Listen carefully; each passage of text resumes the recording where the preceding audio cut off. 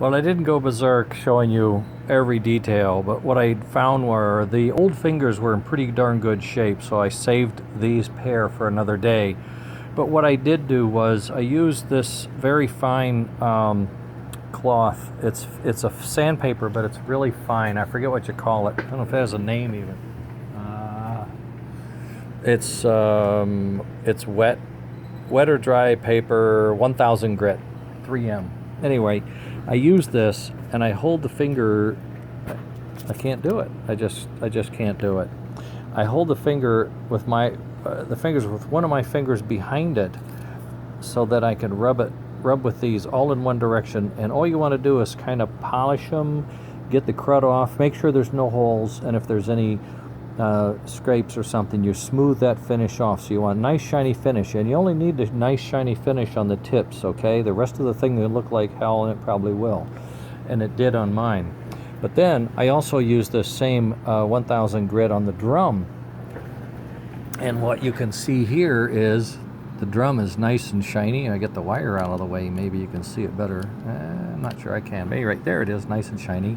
And when I operate it, it operates smoothly every time. And you can see the amp draw is actually down.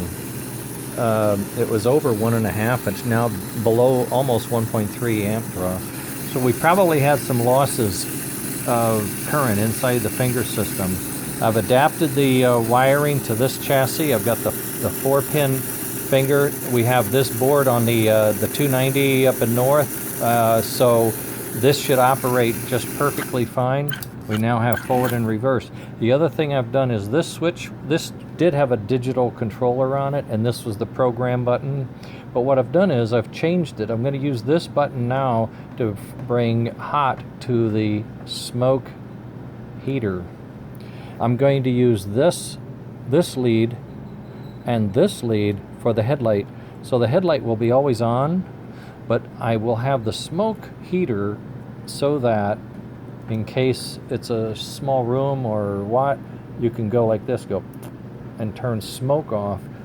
So everything will operate, headlight, motor, everything, just no smoke. So Margaret is always on me about putting these in. They're a pain in the neck. This one already had it, so I just left it.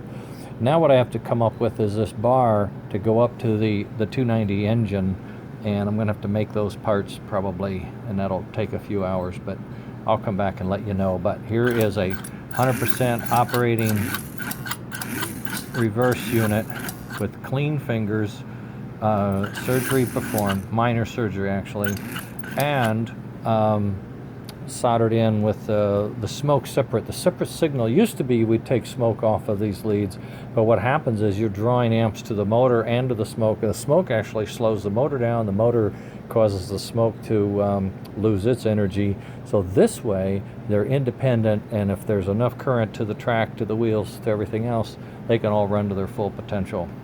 So that's the idea. And I'm going to use flex wire to bring these three over, and I'm going to tie them underneath this bar, and they'll look like they belong there. Okay, later.